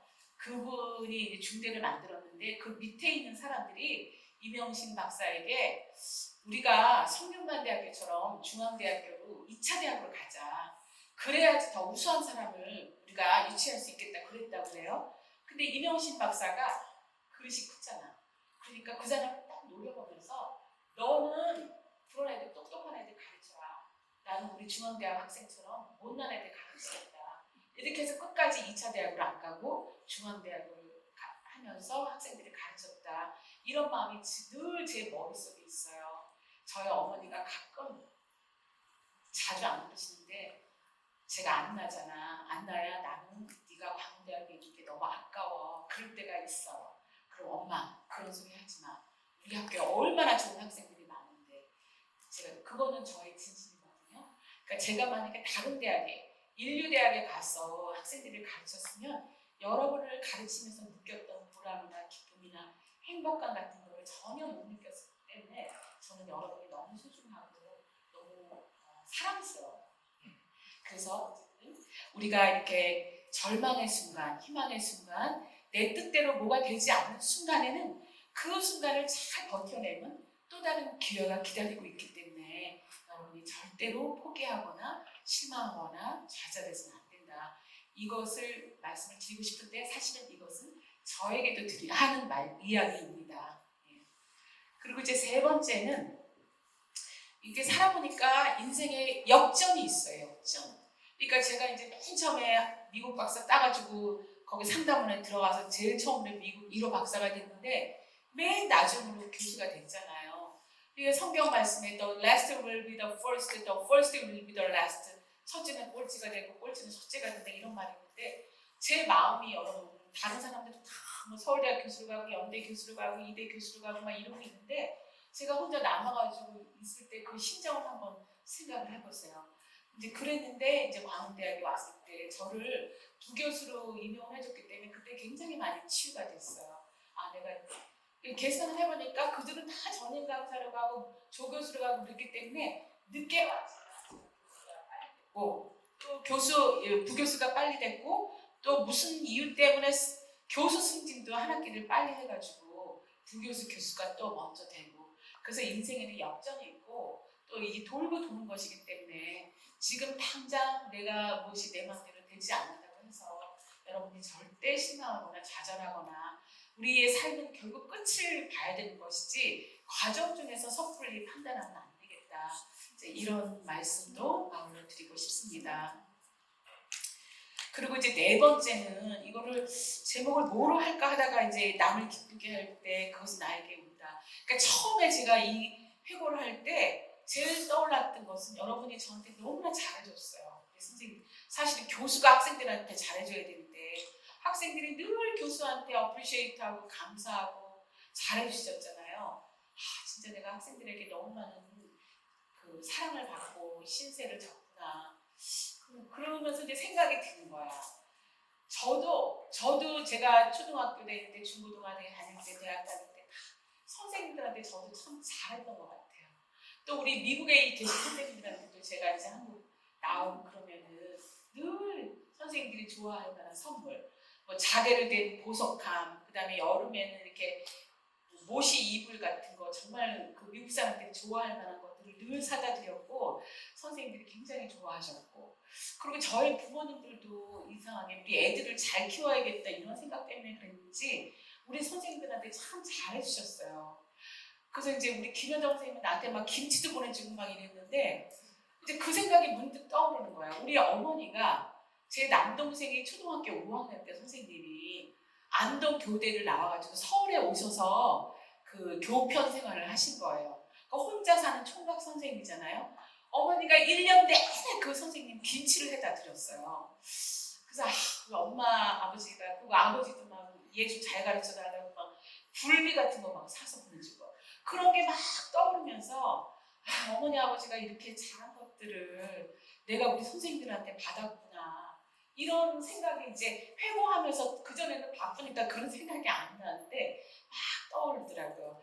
그래서 결국 우리가 돌고 도는 거구나 이렇게 주었고 받았고 그래서 여러분들도 제가 여러분에게 사랑을 너무 많이 받았는데 여러분이 저에게 준 사랑을 다 나중에 누군가에게 많이 받으실 거다 그런 말씀을 꼭 드리고 싶고 이게 다 연결되어 있고 순환한다. 그래서 우리가 남을 기쁘게 할 때 그것은 다시 나에게 온다. 그래서 여기 제 지도 교수 닥터 스티븐 어슬런드 얘기를 왜 써놨냐면 사실은 이분이 이제 굉장히 유명한 검사 전문가예요. 그래서 늘 검사를 개발하느라 바빠. 제 논문을 한 번도 제대로 봐준 적이 없어요. 저 혼자 썼어, 혼자. 지도 교수가 논문을 막 미국 사람이라고 막 봐주는 게 아니에요. 그래도 저는 지도 교수니까 이제 잘해드렸거든요. 그래서 이제 마지막 졸업할 때도 뭐 선물 보내고 또 한국에 이제 누가 나오면 또 그분 통해 보내고 막 이랬더니 윤인 교수라고 여러분 아는 분이 있을 거야. 그분이 제 나이는 저보다 훨씬 많은데 후배인데 그분을 갖다가 리서치 어시스턴트 그러니까 연구도 하나도 안 시키고 엄청나게 많은 장학금을 줬더라고요. 그러니까 이제 내가 윤인 교수님한테 그런 얘기를 안 했는데 네 전임자 한국 애가 내가 너한테 그이가 너한테 잘해서 페이백 하신 게 아닌가. 그래서 내가 누군가한테 잘하면 그 누군가의 덕을 누군가는 다 보더라고요. 그래서 우리는 life is too short to hate. 인생은 사랑하고 살기도 너무 짧잖아요. 그래서 그 말을 하니까 제가 지금 가책이 오는 게 많은데 그래서 우리에게 남은 시간 동안 서로 사랑하고 격려하고 이렇게 살았으면 좋겠다. 삶은 순환한다. 이런 거를 제 스토리를 통해서 알 수 있었습니다. 그리고 이제 5번째는 결핍이 가져다주는 보상. 최기혁 교수님이 제 신상을 모르고 제 가정에 대해서 물으셨는데 저는 아직 결혼 안 했어요 그랬거든요. 제 어머니가 올해 90살이에요. 그래서 이제 올해 이렇게 치매 증상이 좀 심해지세요. 심해지면서 자꾸 그냥 밥만 먹으면 나는 어떻게 해서든 너를 시집을 보낼 거야. 어떻게 해서든 너를 시집을 보낼 거야 말 거야. 막 그래요. 그리고 애를 꼭 낳아야 돼. 막 그러시고 엄마 지금 내가 몇 살인데 애를 낳는다는 거야. 그리고 이제 한바탕 웃고 막 그러는데 어머니는 그게 어머니의 지금까지의 발달 과제인 거야. 풀리지 않은 발달 과제. 정신이 들어오면 네가 아들만 하나만 있어도 좋은데 남편은 없어도 되는데 아들만 하나만 있어도 좋은데 막 그런 얘기 하시거든요. 그러면 제가 뭐라 그러냐면 이거부터 진심이에요. 엄마 나 아들 없지만 세상의 모든 애들이 다 내 애들이야. 내가 세상의 모든 애들을 내 애들처럼 생각하고 그 애들에게 정성을 쏟고 잘해주면은 자기 자식 한 명 기르는 것보다 훨씬 더 좋은 거잖아. 그리고 그때 우리 어머니가 제 말을 수긍을 해요. 아 그렇지. 성경 말씀에도 그런 말씀 있잖아 엄마. 제가 그렇게 얘기해주면. 그래서 이제 사실은 제가 이렇게 결핍이 많죠. 인간에 대한 이야기를 공부하고 그걸 가지고 상담도 하고 이런 사람이 남편도 없고 가정생활도 못 해봤고 자식도 없고 엄청나게 큰 결핍이 있죠. 그런데 이제 제가 공부를 하면서 알게 된 거죠. 공부를 하면서 모든 사람이 모든 것을 다 가질 수는 없어요. 누구에게나 다 결핍이나 부족함이 있을 수밖에 없어요. 그렇죠? 여러분도 다 그렇죠? 그러니까 여러분 내가 가지고 있는 결핍과 부족함을 그냥 만족하면 되는 거예요. 그럼 하나님께서 이게 나한테 결핍을 줬지만 이게 한쪽으로는 이 나쁜 머리로 공부하고 뭐 할 수 있는 기회를 주신 거잖아요. 그렇죠? 그래서 어떻게 하다 보니까 국무총리상도 받게 되고 또 광운대학교에서 주는 찬비 교육상도 받게 되고 또 미주리 대학에서 최우수 동문상도 받게 되고 작년에 받았잖아요. 덕택에. 근데 이제 이런 상을 그냥 줄 때는 받았는데 제 삶을 정리해 보니까 결국 내가 자식도 있고 남편도 있고 가정생활도 하고 그렇게 하느라고 막 제 에너지가 이렇게 몰입이 이렇게 분산이 됐으면 이런 거를 내가 어떻게 할 수 있었지? 없었지. 그러니까 이런 결핍은 또 다른 나한테 보상을 가져다 주었구나 생각하면서 다른 측면으로는 이제 결핍이 준 보상이구나라는 거를 깨닫게 되었어요. 제 여동생이 그 지방 국립대학 교수가 한 명 있는데 그 이제 미국에서 공부해서 제 여동생도 근데 얘가 그 미국에서 공부할 때 그 지도교수에게 너무 똑똑한 트레이닝을 받아가지고 논문을 너무 잘했어요. 논문을. 그래서 국립경상대에서도 늘 탑 5에 드는 교수야. 그래서 거기는 개척 할리먼이라고 그래가지고 그 교수 타이틀을 논문 많이 쓰는 사람에게 주는 특별상이 있더라고요. 그런 거를 부임해서 지금까지 늘 탔는데 이번에 이제 오늘 엄마도 돌보고 그래야 되니까 왔어. 엄마랑 있는데 언니 나는 이제 논문 많이 안 쓰고 싶어. 나는 영어 우리 애가 제일이야. 얘가 잘못되면 나는 아무 의미가 없어. 나는 그런 거 이제 욕심 없어. 이렇게 얘기를 하더라고요. 그러니까 이 결혼 생활을 하고 애를 낳고 애를 기르는 사람이 동시에 이 대학 교수 역할을 하고 연구를 하고 이런 게 얼마나 어려운가라는 거를 새삼 제가 깨달으면서 저도 만약에 우리 어머니가 그토록 원하는 결혼도 하고 애도 낳고 그랬으면 이 무게가 있는 이런 상들을 제가 받을 수 없지 않았을까? 그렇게 생각하니까 이 상이 너무나 소중하고 또 크게 생각하니까 그래 이 세상의 아이들이 다 내 아이들이고 이 세상의 아이들을 내 아이들처럼 내가 잘 돌봐주고 서포트할 수 있으면 그것이 내 삶으로서 의미가 있겠다. 이런 이제 정리를 하게 되면서 여러분도 우리가 어떤 결핍이 있을 때 여러분 절대 그 결핍은 거기서 끝나는 것이 아니라 또 다른 풍요로움을 가져다 줄 수 있다는 것을 우리가 생각하면 되는 게 아닌가 그런 말씀을 드리고 싶습니다. 네.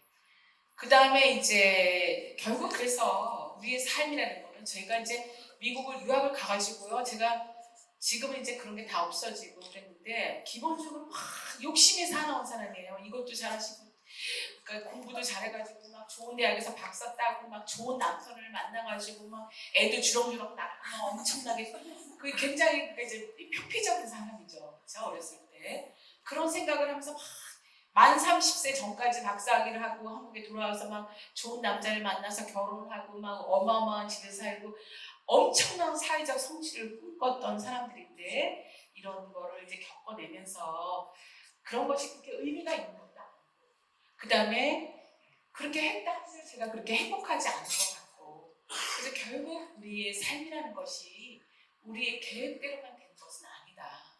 그 계획대로만 되지 않는다는 것을 알지만 그러나 그 속에서도 여전히 아름다운 꽃은 피고 또 뿌린 씨앗은 열매를 맺는다.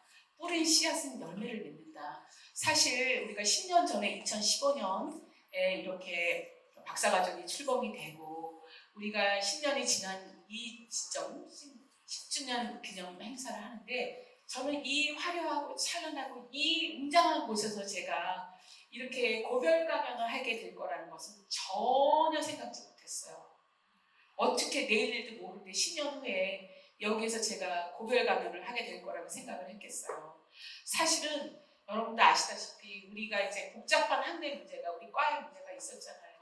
그러니까 이제 백지은 교수님이 2월 달쯤에 교수님 언제 고별 강연 하죠? 언제 무슨 마지막 강연 하죠? 귓등으로도 안 들려요. 우리 문제가 해결도 안 되는데 무슨 고별 강연. 그리고 이제 그 전에도 제가 교수님들이 이제 고별 강연 같은 거 할 때도 다녀봤어.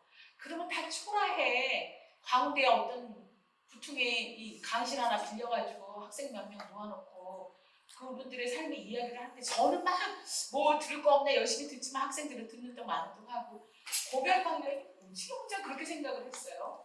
그리고 이제 다른 여자 교수님들은 이제 한 몇 년 지나고 나서는 다 그런 것도 없어지고 조용히 떠날 때는 말없이 그냥 리타이어드를 하시는 거 보시고 저도 무슨 고별 강의야 또 우리 교회 학과 상원 기록 때 무슨 강의야 그런 것도 안 하고 이제 그 그냥 떠나려고 하는 시점에서 우연히 이렇게 이게 만들어지는 거예요. 우리가 교육학과 설립 10주년 행사를 해야 되겠다. 설립 10주년 행사를 하면은 이 비싼 이 여기를 얻어가지고 오전 10주년 행사만 하고 가기는 너무 아까우니까 은퇴 강의 이때 하지 마 이렇게 되는 거예요.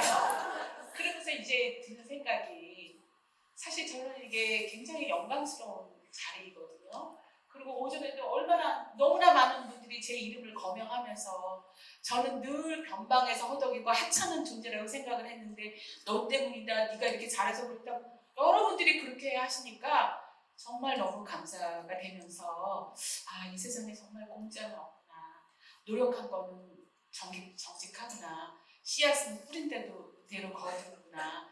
이런 생각을 제가 다시 하게 되었습니다. 그래서 여러 선생님들도 내가 열심히 쟁기질을 하고 씨앗을 뿌리고 그런 것은 언젠가 아름다운 열매를 내줄 수 있다라는 그런 신념을 꼭 잊지 않으셨으면 좋겠다 말씀을 드리고 싶습니다. 그래서 인생은 계획대로 되는 것은 아니지만 우리가 뿌린 씨앗은 언젠가 거둘 수 있다. 그 다음에 이제 마지막 메시지인데요. 결국 우리 삶은 너무 여러분이 운명론적으로 생각을 안 했으면 좋겠어요. 우리의 삶은 우리가 컨스트럭팅, 만들어가는 거잖아요.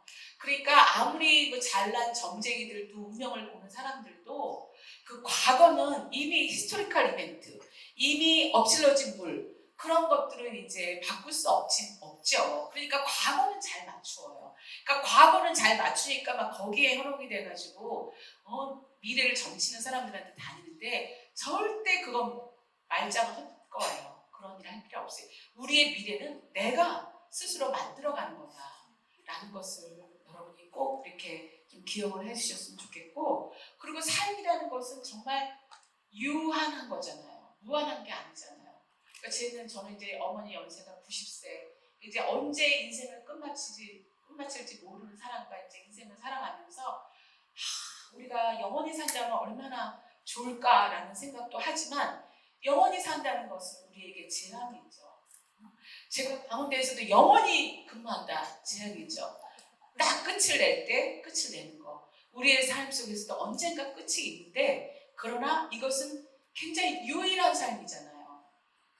그래서 제가 수업 시간에도 가끔 그런 얘기를 하는데 우리가 이 세상에 엄청나게 많은 삼라만상이 있지만 우리가 이렇게 인간으로 태어나서 산다는 것은 저 우주 꼭대기에서 지상에다는 큰 멍석에다가 콩을 무지무지 많이 뿌려놓고 우주 꼭대기에서 바늘 하나 딱 떨어뜨렸을 때 그 바늘이 콩에 꽂히는 그 확률로 우리가 태어난다는 거잖아요. 그러니까 우리의 삶은 너무나 소중한 거죠. 너무나 일회성인 것이고 유한한 것이고 그렇기 때문에 우리가 이렇게 살아본다는 것, 삶을 살아본다는 것은 굉장히 큰 행운이다. 그래서 꽤 오래전 일인데요. 북한에서 파견된 부부 간첩이 있었어요. 부부 간첩이 있었는데 이제 부부가 다 이렇게 잡혔거든요. 그럴 때 엄마는 앰플을 깨물면서 스스로 죽어가요. 그러면서 그녀가 남긴 말이 뭐냐면 나는 이렇게 살아봤다. 이 세상에 태어나서 이만큼 살아봤는데 북한에서 인질로 잡혀있는 애도 나처럼 이렇게 삶을 살아보기를 원한다. 그래서 나는 그의 삶을 위해서 내가 죽음을 선택한다. 그러면서 그 독약을 먹고 죽는 그런 이야기가 있어요. 그래서 이렇게 살아본다는 것은 엄청난 행운이기 때문에 우리의 삶 속에서는 기본적으로 좌절과 절망과 어려움과 고통이 많지만 가끔씩 이렇게 피어나는 희망과 꽃과 열매와 이런 것들이 있잖아요. 그래서 이런 것을 우리가 경험해 보는 것은 굉장히 큰 행운이기 때문에 여러분 모두가 이 승에서 이 치산에서 삶을 살아보는 것은 엄청나게 큰 행운이다. 이런 생각을 하시면서 삶은 이렇게 주어지는 것이 아니라 내가 스스로 만들어가는 것이다. 이런 말씀을 드리고 싶습니다. 그래서 이제 마지막 에필로그는 이제 이런 거예요.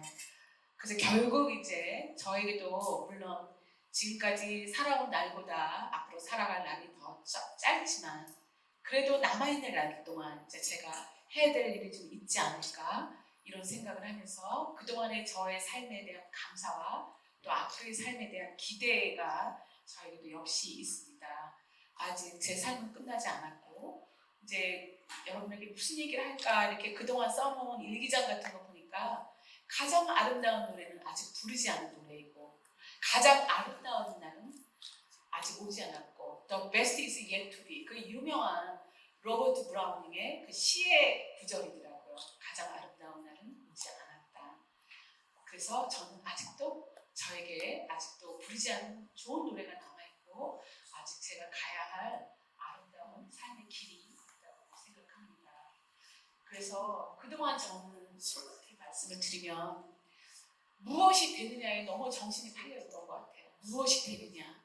근데 이제는 이제 무엇이 되느냐 보다 내가 앞으로 어떻게 살아갈 것인가에 대해서 더 이렇게 에너지를 쓰면서 정말 좋은 삶을 살고 저희 아버님이 이제 돌아가시기 전에 저에게 몇 가지 유언을 주셨어요.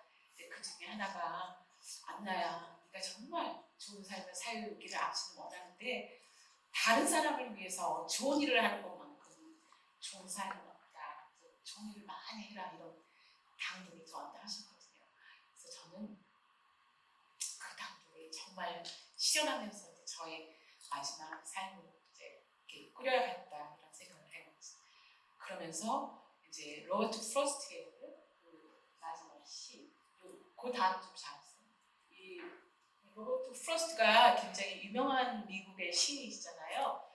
그 필리처상을 여러 번 받으시고 그 가지 않는 길로 더 유명하신 시인인데 이분이 쓰신 시 유명한 시가 스카핑 바이 스노이 이분이 그러니까 눈이 오는 날 숲가에 서서 이 마지막 연에 굉장히 의미가 있는 연인인데요.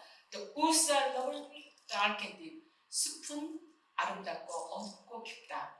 그러나 I have a promise to keep. 나는 지켜야 할 약속이 있어. And I have to go before I sleep. 내가 지켜야 할 약속이 있어서 내가 잠들기 전에 가야 할 몇 마일이 더 있다. I have miles to go before I sleep. 나는 잠들기 전에 가야 할 몇 마일이 더 있다. 그것은 나의 약속을 지키기 위해서. 저도 마찬가지인 것 같아요. 제 커리어가 물론 광대에서는 이제 거의 막을 내렸지만 여기서 끝이 아니라 뭔가 세상에 더 유익하게 하기 위해서 잠들기 전에 가야 할 몇 마일이 더 아직 남아있는 것 같고 그 몇 마일을 위해서 제가 더 기도하고 더 노력하고 그래서 그때 더 찬란한 아름다운 저의 그 마지막을 맞이하려고 노력합니다. 네. 그래서 아직 그 저에게 찬란한 베스트 데이는 아직도 남아있다. 이런 다짐을 이제 저한테 하고 싶습니다. 그리고 여러분의 삶에서도 역시 마찬가지입니다. 이제 여기까지 썼는데 파워포인트를 만들어준 우리 김영희 선생님이 교수님 학생들에게 전하고 싶은 메시지 또 써주세요 해가지고 결국 저는 여러분 덕에 자식도 없는데 여러분이 이렇게 저하고 학문적으로 연결되면서 자식 이상의 역할을 하셨고 저에게 정말 연대감을 제공해 주셨고 저에게 많은 기쁨을 주셨기 때문에 여러분이 있어서 제가 너무나 행복했고 또 여러분이 아까도 말씀드린 것처럼 너무나 많은 사랑을 주셨기 때문에 그것에 대해서 감사합니다. 그래서 인연 생기라는 말이 있는데요. 모든 존재는 서로 연결되어 있다. 그리고 만물은 서로 돕는다. 이런 말씀을 드리면서 우리가 이제 강원대학교 여러분 이제 여러분의 학교죠. 여러분 학교 저에게는 제가 근무했던 학교. 여러분의 모교가 잘 되는 것이 여러분들이 잘 되는 것이고 또 제가 잘 되는 것이기 때문에 우리가 서로 함께 노력해서 상생할 수 있으면 좋겠다 이런 말씀을 드립니다. 그래서 여러분이 있어서 정말 행복했고 제 생이 빛나는 부분이 있었다면 그 중에 8알은 다 여러 선생님들 덕분이라는 것을 고백하면서 오늘 저는 제 강의를 이만 마치도록 하겠습니다.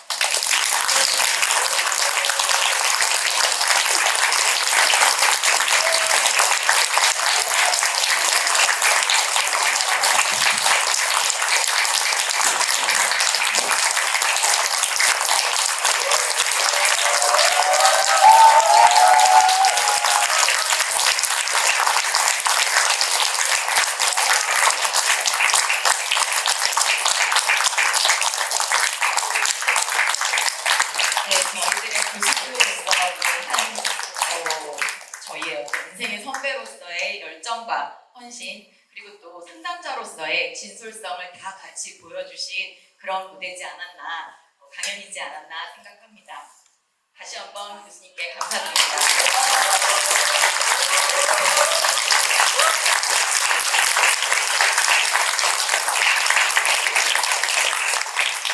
네, 이어서 저희가 이 감사의 마음을 담아서 교육학과에서 감사패를 준비하였습니다. 네, 감사패는 우리 김성길 학장님께서 전달해 주시겠습니다.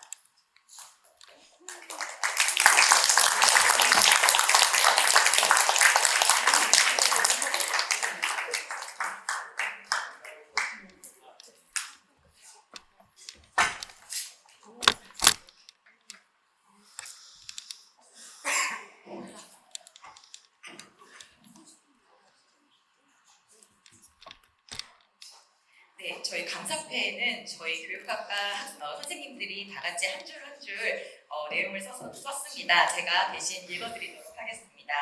언제나 따뜻한 마음으로 저희를 품어주시고 참된 가르침과 삶의 지혜를 전해주신 교수님의 은혜를 저희는 평생 잊지 않겠습니다. 교수님의 열정과 헌신은 저희 마음속에 깊은 울림으로 남아 앞으로의 길에 큰 등불이 되어줄 것입니다. 이제 한 걸음 물러나시지만 그 자취는 언제나 저희와 함께할 것입니다. 존경과 감사의 마음을 이 패에 담아드립니다.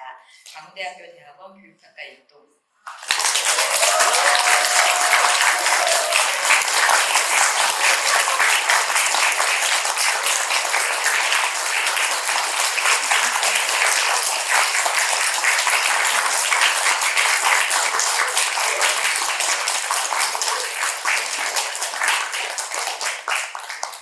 네, 이제 아쉽지만 기념식의 마무리를 해야 할 시간입니다.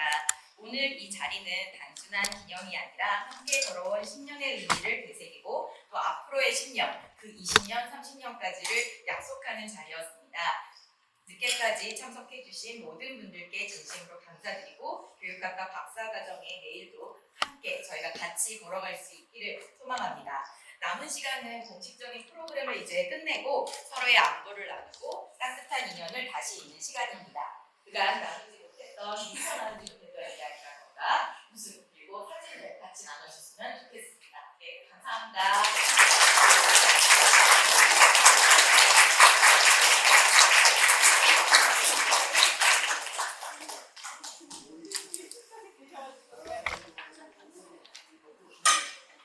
고마워요.